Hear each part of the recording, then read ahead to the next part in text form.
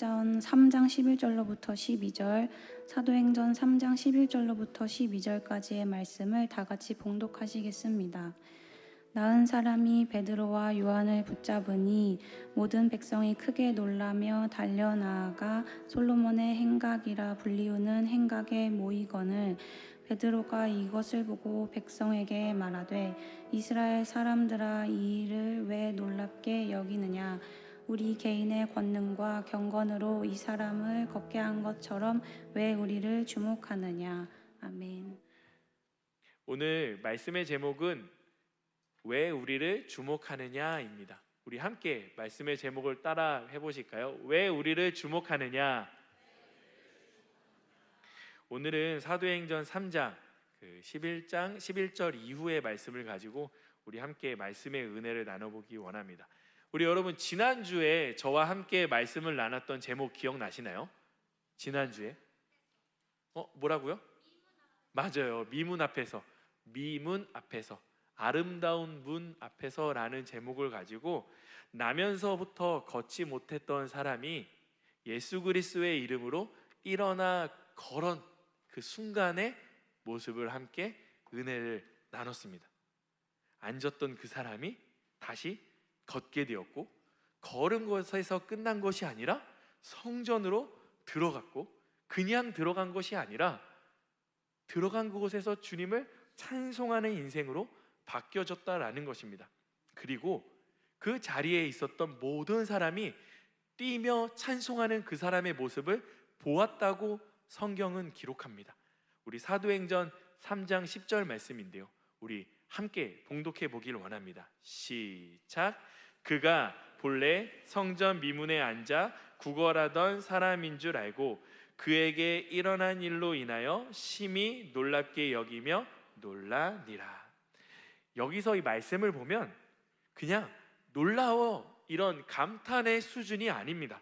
와, 대단하네, 앉았던 사람이 일어났네, 이런 정도의 수준의 단어가 아니라요, 헬라어 원문에 보면 그 상황의 신비한 상황 가운데 그 분위기에 압도되어서 그 자리에 경외함이 넘쳐나는 모습을 상상하시면 될 것 같습니다. 그 자리에 그 모습을 보았던 모든 사람은 그 기적에 이렇게 표현할 수 있죠. 매료되었습니다. 완전히 빠져들었다라는 거예요. 마치 우리가 지금 이 자리 가운데 드려지고 있는 예배 가운데 눈에 보일 듯이 아팠던 사람이 기적적으로 치유를 경험하고 우리는 그 일을 직접 목격한 사람으로 이 자리 가운데 앉아있게 되어지는 거죠. 여러분, 만약에 그런 상황이 우리의 예배 가운데 일어난다고 하면 그 놀라움은 쉽게 가라앉지 않을 거고 아마 심장과 맥박은 너무 빨리 뛰어서 그 감정을 주체하지 못할 수도 있을 것 같습니다. 모든 것이 소란스러운 상황, 우리가 지금 이렇게 말씀을 잘 듣고 귀 기울이는 그런 상황이 아니라요, 소란스러운 상황, 사람들의 말들이 완벽하게 뒤섞여서 뜨거운 연기로 공기가 무거워진 상황, 주변 상황이 후끈후끈한 상황이에요. 그리고 사람들의 시선이 단 한 곳으로 모이기 시작합니다. 그때 고침받은 한 사람, 그때 고침받았던 사람 옆에 있었던 베드로와 요한에게 시선이 집중됩니다. 사도행전 3장 11절은 이렇게 기록합니다. 함께 읽어볼까요? 나은 사람이 베드로와 요한을 붙잡으니 모든 백성이 크게 놀라며 달려나아가 솔로몬의 행각이라 불리우는 행각에 모이거늘. 사람들이요 달려갑니다. 그리고 모든 사람이 베드로와 요한을 아마 붙잡고 싶었을 것 같아요. 왜냐하면 그 당시 이 신비스러운 상황이 두 사람을 붙들어 볼 염두조차 하지 못하고 있을 때 기적의 당사자가 베드로와 요한을 붙들기 시작합니다. 여러분, 사람들이요 달려갑니다. 어디로 달려가죠? 그쵸, 베드로와 요한에게 달려갑니다. 왜요? 신비스러우니까. 그 사람들이 기적을 일으켰으니 그 사람들을 보고 그 사람들을 붙들기만 해도 무슨 일이 일어날 것 같으니까. 두 사람을 붙들어 엄두조차 하지 못할 때 사람들은 그냥 그랬을 거예요. 아, 이 사람 한번 붙잡아 보고 싶다. 라고 생각하고 있을 때 그 기적의 당사자였던 앉아서 일어났던 그 사람이 베드로와 요한을 붙잡습니다. 그가 두 사람을 붙들고 기적을 본 사람들이 모인 곳을 성경은 솔로몬의 행각이라고 부르고 있습니다. 잘 기억하셔야 돼요. 지난주는 우리가 미문이라는 곳에 대해서 설교를 나눴고, 오늘은 이들이 모여있는 솔로몬의 행각에 대해서 같이 이야기를 할 거예요. 이곳은 성전에서 한 귀퉁이의 장소가 아닙니다. 이곳은 예루살렘의 동편에 있는 넓은 회랑이에요. 기둥이 길게 늘어서 있고 사람들이 모여 토론하고 가르침을 듣고 있던 공개적인 모임의 장소입니다. 그리고 이곳이 솔로몬이라고 이름 지어진 장소라고 하는 거예요. 여러분 기억하시겠지만 솔로몬이라고 하는 이름은 가장 화려한 왕, 지혜의 상징, 부와 번영을 이루었던 유일한 이스라엘의 왕, 그뿐만이 아닙니다. 이스라엘이 가장 소중하게 여기는 성전을 건축했던 왕입니다. 사람들에게 이 솔로몬이라고 하는 이름은 영광과 번영의 기억이 가득 찬 이름이었다라는 거예요. 그 영광의 이름이 붙은 곳에 사람들이 모여 있습니다. 그렇기에 이곳은 단순한 건축물과 모임 장소가 아니라 이스라엘의 영광의 기억과 기대가 한 곳에 모인 장소라는 거예요. 그 이름만 들어도 이곳에 매번 지나갈 때마다 항상 보이던 거지가 찬양하고 있었던 거예요. 그것도 걷고 뛰면서 찬양하고 있는 거예요. 그러니 사람들은 놀랬고 베드로 앞에 모이기 시작한 거예요. 그들에게 이것은 기적이었습니다. 그렇기에 사람들의 눈으로 보기에 베드로라 하는 사람은 평범한 사람이 아니라 능력 있는 사람으로 다가오기 시작합니다. 어떻게든 베드로와 요한에게 말 한마디 걸어보고 어떻게든 연결되고 싶었을 거예요. 아니면 무엇인가 그들은 다른 기대를 했을 수도 있습니다. 그때 베드로가 이렇게 이야기하는 거예요. 우리 12절 말씀인데요, 우리 함께 봉독해 볼까요? 베드로가 이것을 보고 백성에게 말하되 이스라엘 사람들아, 이 일을 왜 놀랍게 여기느냐? 우리 개인의 권능과 경건으로 이 사람을 걷게 한 것처럼 왜 우리를 주목하느냐? 베드로의 말은 왜 우리를 주목하느냐? 지금 그 모든 무거운 공기의 흐름 속에 왜 우리를 주목하느냐라고 이 질문 하나가 그들의 마음과 시선을 꿰뚫기 시작합니다. 사람들의 눈에는 이 기적을 행한 베드로가 행한 것으로 생각했기 때문에 그들의 반응은 당연하게 여겨졌지만 베드로는 그 상황 속에서 이렇게 얘기하는 거예요. 개인의 경건과 권능으로 이 일을 한 거냐고 다시 되묻는 거예요. 베드로는 이 두 가지를 설명합니다. 첫 번째는 개인의 경건, 이거는 종교적 열심으로 도덕적 경건함으로 이들을 고쳤냐라고 생각하냐라고 물어보는 거예요.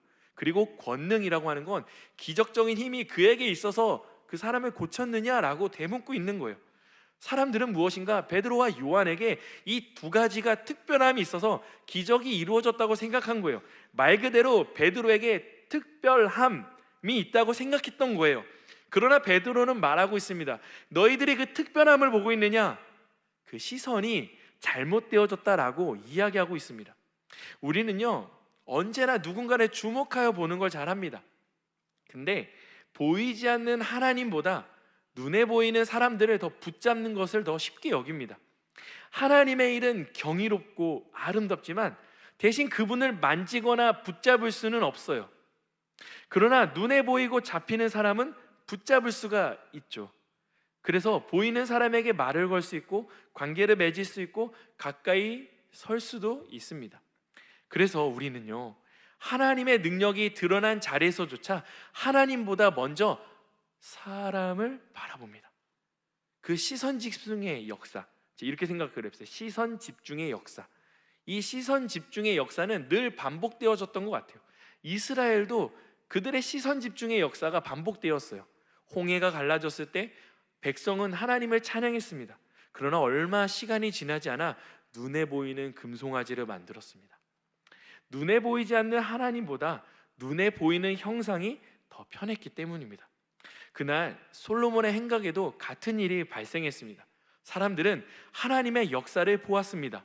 그러나 그 역사를 일으키신 분이 아니라 두 사람을 바라보고 있었다라는 것입니다.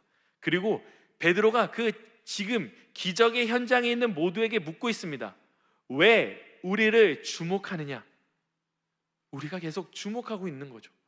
성공한 사람, 영향력 있는 사람, 능력 있는 사람, 결과를 만들어내는 사람 등, 인기가 있는 사람 등, 우리는 보이지 않는 하나님의 일보다 눈에 보이는 사람의 결과와 칭찬에 더 빨리 신뢰하고 마음을 여는 것 같습니다. 여러분, 이제까지 제가 설명드린 말씀을 생각해 보면 지금 이 모든 상황이 비단 성경 속에 나타난 군중의 이야기로만 들리십니까? 아니면 오늘 2026년 3월 1일 주일, 오늘을 마주하고 있는 우리에게 하고 계시는 하나님의 이야기로 들려지십니까? 군중들은 기적을 보기 위해 이 자리에 모였습니다. 그러나요, 베드로는 기적을 전혀 설명하지 않습니다. 사도행전 3장 13절에서 15절인데요, 우리 함께 봉독해 보기를 원합니다. 아브라함과 이삭과 야곱의 하나님 곧 우리 조상의 하나님이 그의 종 예수를 영화롭게 하셨느니라. 너희가 그를 넘겨주고 빌라도가 놓아주기로 결의한 것을 너희가 그 앞에서 거부하였으니 너희가 거룩하고 의로운 일을 거부하고 도리어 살인한 사람을 놓아주기를 구하여 생명의 주를 죽였도다. 그러나 하나님이 죽은 자 가운데서 그를 살리셨으니 우리가 이 일의 증인이라. 아멘. 말씀을 보면 그분의 이름, 예수님의 이름을 세 가지로 설명을 하는데요, 첫 번째는 하나님의 종, 두 번째는 거룩하고 의로우시니, 세 번째는 생명의 주라고 설명합니다. 창조주 되시며 생명의 근원 되시는 분이 바로 예수 그리스도라고 설명하고 있습니다. 그 이름이 선포되어지고 있죠. 지금 여러분, 가장 영광스러운 역사적인 장소, 근데 십자가에 달려 처절하게 저주받으신 예수님의 이름이 거침없이 선포되어지고 있습니다. 다시 설명해 드릴게요. 번영과 그리고 성공이 가득한 이름, 솔로몬이라고 일컬어진 그 이름 위에 언약의 이름이신 예수님의 이름이 선포되어지고 있습니다. 여러분, 이게 소름 돋지 않으십니까? 저는 소름이 돋아요. 왜냐고요? 지금 이 설교를 듣고 있는 사람들에게 지금 그 베드로가 솔로몬의 성전에서, 솔로몬의 이 뜰 안에서 얘기하고 있는 이야기를 듣고 있는 사람들은요, 예수 그리스도가 구원자라는 그 이름이 정립되기 전이에요. 즉 예수님이 십자가에서 저주받아 죽으시고 얼마 되지 않은 시기에 그들이 지금 그 영광의 자리에서 저주받아 죽으신 예수 그리스도의 이름을 베드로를 통해 듣고 있다라는 거예요. 그런데 그 솔로몬의 영광스러운 이름이 기록된 그 자리에 모든 사람이 기피하고 피하고 싶은 이름인 예수님의 이름이 거침없이 선포되어지고 있다라는 거예요. 심지어 베드로는 예수의 승천을 본 지 몇 주 되지도 않은 시점이었어요. 정리해보면 지금 베드로의 설교는 신학적으로 정돈되지 않은 마치 회고록을 읽어주고 있는 상황인 거예요. 그리고 그 다음 말이 모든 분위기를 뒤엎습니다. 너희가 그를 넘겨주었고 너희가 그를 거절하였고 너희가 죽였다. 이걸 영화적 요소로 좀 상상을 해봤습니다. 마치 내 이야기는 아니야 라고 군중들이 막 듣고 있었을 때 너희가 그를 넘겨주었고 베드로가 먼저 이야기할 때 군중들의 모습이 쫙 비춰집니다. 그리고 다시 베드로가 너희가 그를 거절하였고 이렇게 이야기했을 때 군중 속에서 소그룹을 클로즈업해서 비춰줍니다. 그리고 베드로가 다시 너희가 죽였다라고 이야기할 때 한 사람의 눈빛을 비춰주며 그 사람의 눈빛이 흔들리는 장면이 묘사될 것만 같아요. 마치 나는 괜찮아, 나는 관객이니까, 나는 예수를 죽이지 않았으니까, 나는 그 자리에 있지 않았으니까 나는 상관없어 라고 말하는 사람들 모두를 지금 베드로는 십자가 밑으로 다 데리고 오고 있는 거예요.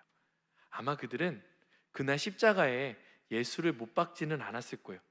그 자리에서 그냥 침묵했을 수도 있습니다. 그러나 그들은 군중 속에 있었습니다. 침묵했거나 동의했거나 아니면 외면했을 수도 있습니다. 침묵과 외면이 피할 길을 열어둔 것은 아니었죠. 기적이라고 하는 건요, 모든 사람을 흥분하게 만듭니다. 그러나 복음이라고 하는 건 다릅니다. 복음은요, 우리에게 그 자리의 책임을 다시 생각하게 한다라는 거예요. 믿으십니까, 여러분? 복음이 그저 자유하다고만 생각하면 우리는 너무 쉽게 복음을 마주하게 됩니다. 하지만 복음이 우리에게 주어진 자리를 책임 있게 생각하게 한다는 사실을 좀 생각해 봤으면 좋겠어요. 그 뒤로 베드로는 멈추지 않습니다. 너희가 죽인 그 예수를 그러나 하나님이 살리셨다라고 말하는 것이죠. 완벽히 실패의 상징이었던 십자가를 보며 종교 지도자들은 안도했어요. 그리고 그들은 이렇게 생각했죠.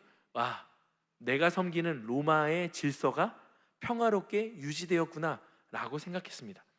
그러나 그들이 그렇게 생각하고 있을 때 하늘의 하나님은 다른 일을 진행하고 계셨어요. 사람들은 예수님을 거부했지만 하나님은 그 거부와는 상관없이 그분의 구원의 약속을 이루시기를 시작합니다. 오히려 그 거절감 위에 하나님의 열심은 더욱더 드러나기 시작합니다. 마치 아이러니한 상황인 것이죠. 사도행전 3장 16절이에요. 우리 함께 봉독해 보겠습니다. 시작. 그 이름을 믿음으로 그 이름이 너희가 보고 아는 이 사람을 성하게 하였나니 예수로 말미암아 믿음이 너희 모든 사람 앞에서 이같이 완전히 낫게 하였느니라. 베드로는 알았어요. 이 모든 일이 자신이 낫게 한 것이 아니라 예수님이 일하셨기 때문에 가능했다라는 거예요. 베드로는 알았고 군중은 몰랐습니다. 그래도 그는 이렇게 말합니다. 17절입니다. 우리 함께 읽어볼까요? 시작. 형제들아, 너희가 알지 못하여서 그리하였으며 너희 관리들도 그리한 줄 아노라. 마치 이 말은 베드로가 그들의 심정을 공감하는 것 같이 보입니다. 그러나 그들이 알지 못했다고 하는 그 무지함이 면책권이 되어지지는 않습니다. 왜냐하면 무지하다라고 하는 것이 책임을 지워주지는 않기 때문입니다. 왜요? 그들은 성경을 알았고 메시아 사상을 배워서 알고 있었습니다. 그리고 심지어 율법을 지켰습니다. 그런데 그들은 메시아를 알아보지 못했습니다. 그날 솔로몬의 행각에는 성경을 아는 모든 사람들이 서 있었습니다. 그러나 그들은 성경이 말하는 예수를 보지 못했습니다. 여러분, 우리는요, 예수를 모른다고 하는 말은 말이 되지 않습니다. 이것은요, 교회뿐만 아니라 세상도 마찬가지입니다. 세상도요, 예수를 모를 수 없습니다.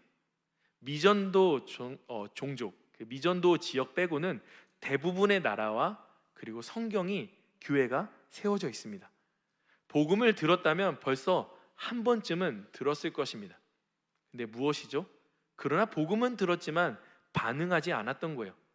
그 상황은 그저 연민의 시선으로만 볼 수 없습니다. 왜냐하면 하나님의 때는 가까웠고 하나님은 사랑과 공의의 하나님이시기 때문이에요.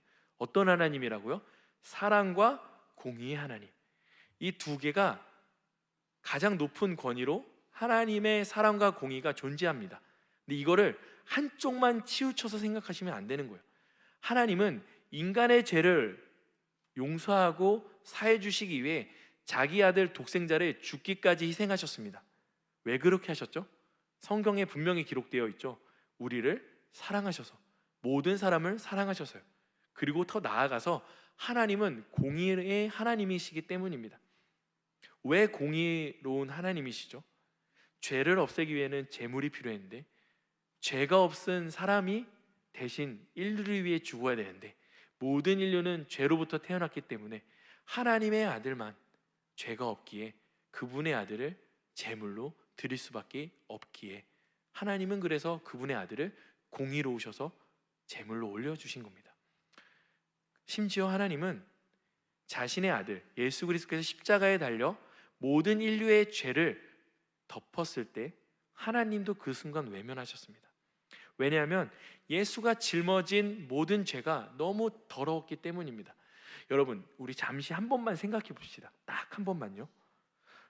그토록 처절하게 예수를 죽기까지 하신 하나님의 공의의 하나님이 구원의 이름을 우리에게, 인류와 우리에게 주시면서 새롭게 될 방안을 우리에게 다 주셨습니다. 그런데 만일 그 이름을 모른다고 외면하는 사람들을 과연 하나님은 마지막 때에 어떻게 하실까요? 여러분, 천국과 지옥이 믿어지십니까? 요즘 천국과 지옥에 대한 설교 많이 못 듣지 않습니까? 좀 해야 될 것 같아요. 천국과 지옥 진짜 있잖아요. 독생자를 희생하면서까지 그분의 공의와 사랑을 보여주시고 방안을 알려주셨는데도 이래도 못 믿겠다고 자신에게 함몰되어 살아가는 인생에게 과연 하나님은 공의롭게 어떻게 하실까요? 한 번만 생각해 보세요. 그러면 우리가 이 자리에서 예수님을 믿는 신앙이 조금 다르게 다가올 것입니다. 그냥 교회에 와서 앉아있다고 저는 다 천국 간다고 자신할 수 없습니다. 그건 하나님의 일이기 때문에 하나님이 심령을 감찰하시고 그 안에 예수를 믿고 예배하고 주님을 따르고 있는지는 하나님이 아시기 때문에 우리의 겉으로는 모릅니다. 저도 모르지 않습니까? 하나님의 공의라고 하는 건요, 결코 가벼운 것이 아닙니다. 그러나 그 공의가 우리가 바라보고 있는 십자가에서 완벽하게 드러났다라는 사실입니다. 오늘 본문에는 드러나지 않았지만 아마 베드로의 이 설교를 들었던 솔로몬의 행각에 모였던 사람들은 아마 이렇게 질문하지 않았을까요? 마치 사도행전 2장의 사람들처럼, 사도행전 2장의 사람들이 이렇게 베드로에게 얘기하잖아요. 그럼 어찌할꼬? 아마 이렇게 그들의 마음에 생각이 들었을 것 같아요. 베드로는 말합니다. 사도행전 3장 19절에 이렇게 고백하죠. 우리 함께 고백해 볼까요? 시작. 그러므로 너희가 회개하고 돌이켜 너희 죄 없이 함을 받으라. 이같이 하면 새롭게 되는 날이 주 앞으로부터 이를 것이요. 만일 베드로가 너희가 죽였어, 너희가 범인이야 라고 이렇게 끝났으면 아마 그의 말에는 아무런 소망이 없습니다. 그러나 베드로는 말합니다. 회개하고 돌이키라. 생각의 변환과 방향의 전환을 이야기하는 거죠. 여러분, 회개라고 하는 건 감정만 있는 것도 아니고 눈물의 양도 아닙니다. 회개는 방향 전환입니다. 사람들을 주목했던 시선의 방향을 예수님께로 완전히 돌리는 것입니다. 기적을 붙들었던 손을 이제는 예수님 앞에 내려놓는 것입니다. 솔로몬의 영광과 부가 상징하는 그 자리에 서 있었던 사람이 이제는 십자가의 영광 위에 서 있게 되는 것입니다. 그날 솔로몬의 행각에는 많은 사람들이 서 있었습니다. 마치 지금 우리 교회에 모여 있듯이 말입니다. 과거에는 수많은 사람들이 모여 있었고 교회의 부흥기를 보았다면 그 모여 있었던 사람들의 모습을 알 수 있을 겁니다. 그 시절 많은 사람들은 기적을 보았습니다. 자신들의 죄를 고백했습니다. 부활의 선언을 들었습니다. 그리고 예수께로 나오라는 초청도 들었습니다. 이제 행각에 모인 사람들은 결정하는 시기가 다가온 것입니다. 이 기적 앞에 관객으로 남을 것인가? 아니면 그 이름 앞에 무릎을 꿇을 것인가? 그리고 오늘 우리는 또 다른 행각에 모여 있습니다. 이 시대의 성전이라고 불리는 이 자리에 우리는 같은 질문을 들고 서 있습니다. 무엇을 주목하며 살고 계십니까? 사람입니까? 목사의 말과 행실입니까? 능력입니까? 아니면 내가 선택한 결과입니까? 아니면 다른 사람들의 피드백입니까? 이 모든 것이 아니라면 십자가에서 죽으셨다가 하나님이 다시 살리셨던 그 이름입니까? 우리가 주목하는 것이 바뀌기 위해서는 우리는 그동안 잘못 보았던 것을 솔직히 주님께 고백하는 회개가 필요합니다. 회개는요, 우리가 완벽해지기 위해서 하는 것이 아닙니다. 회개는 완벽해지기 위해서 하는 것이 아니에요. 부족해서 돌아가고 싶어서 하는 것이 회개입니다. 이렇게 사는 것에는 결국 절망밖에 없기에 그냥 돌아가고 싶어서 하는 거예요. 돌아가는 거예요. 오늘 우리의 시선을 돌리시기를 바라겠습니다. 사람에서 예수님으로 시선을 돌리시기 바랍니다. 영광의 자리에서 고난의 십자가로 시선을 돌리시기를 바라겠습니다. 사람의 칭찬이 가득한 결과보다 앞이 전혀 보이지 않는 순종의 길로 걸어가 보는 것입니다. 여러분, 그렇게 살아야만 우리가 살 수 있습니다. 우리가 예수를 붙드는 것이 아닙니다. 이미 예수님이 우리를 붙들고 계십니다. 이 사실이 눈에 보이고 시선이 집중되면 우리는 보게 될 것입니다. 이렇게요. 아, 예수님이 나를 살리셨구나 라고 말입니다. 이제 베드로가 행각에 모인 사람들에게 했던 질문을 저와 여러분에게 질문하며 마무리해 보기를 원합니다. 저와 여러분은 무엇을 주목하며 살고 있습니까? 저와 여러분이 오늘 그리고 평소의 하루에 가장 많은 시간을 차지하는 것은 무엇입니까? 예수님입니까? 아니면 스마트폰입니까? 예수님입니까? 사람입니까? 예수님입니까? 인터넷이십니까? 그것이 오늘 저와 여러분의 시선과 그리고 신앙의 고백을 밝히 보여줄 것입니다. 그러므로 오늘 이 자리 가운데 저와 여러분에게 말씀하신 하나님의 말씀에 귀 기울이시며 가장 영광스러웠던 자리에서 가장 저주스러운 이름이었던 예수 그리스도가 그 자리에서 영광 받으실 때까지 오늘 이 자리 가운데서 앞이 보이지 않지만 끝까지 순종으로 주님의 길을 걸어가는 저와 여러분 되시기를 주님의 이름으로 축원드립니다. 기도하겠습니다. 하나님, 우리의 시선이 어디로 향하고 있었는지 다시 고백하게 하여 주시옵소서. 내가 이 시간 가장 많이 보았던 것은 무엇이고 가장 마음에 두었던 것은 무엇입니까? 하나님, 저부터 회개합니다. 주님의 말씀을 보기보다 스마트폰을 더 많이 보았고, 주님의 말씀보다 유튜브를 더 많이 보았고, 주님의 말씀보다 인스타그램을 더 많이 보았던 것 같습니다. 하나님, 이제는 돌이키게 하여 주시옵소서. 무엇에 시선을 집중하고 살고 있는지 오늘 이 예배의 자리에서 다시금 말씀 앞에 나를 비추어 바라보게 하여 주시옵소서. 그리하여 오늘 이 성찬의 예배 가운데 주님을 다시 한 번 더 시선을 집중하며 주님을 주목하여 바라보는 저와 우리 모든 예배자들 되어지게 하여 주옵소서. 이 모든 말씀 살아계신 우리 주 예수 그리스도의 이름으로 축복하며 기도합니다. 아멘. 우리 이 시간 함께 고백하며 찬양하기를 원합니다. 시선이란 찬양인데요, 우리 이 찬양 함께 주님 앞에 고백하기를 원합니다. 내게로부터 눈을 들어 주를 보기 시작할 때 주의 일을 보겠네.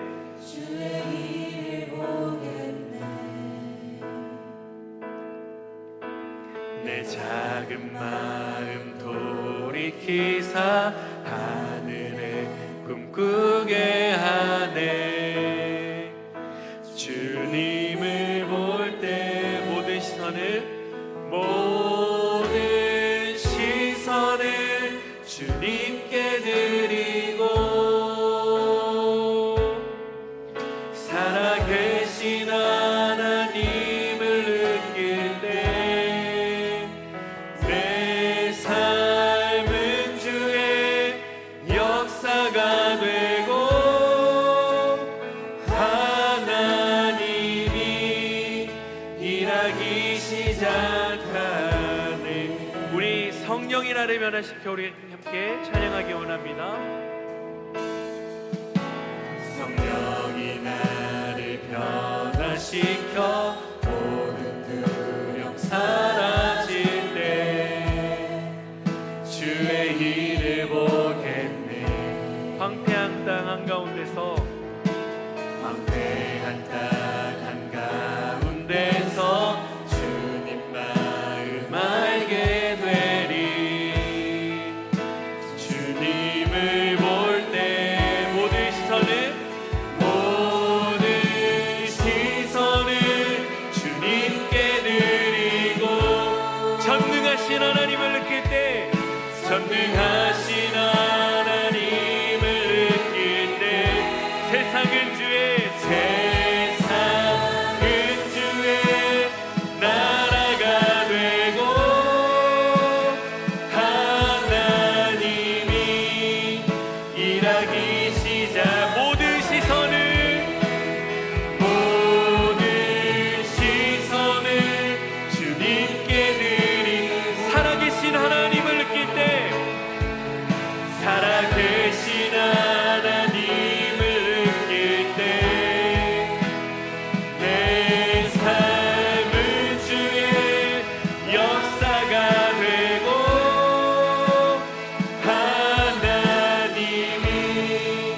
일하기 시작한 우리 시간 말씀을 생각하며 기도하기를 원합니다.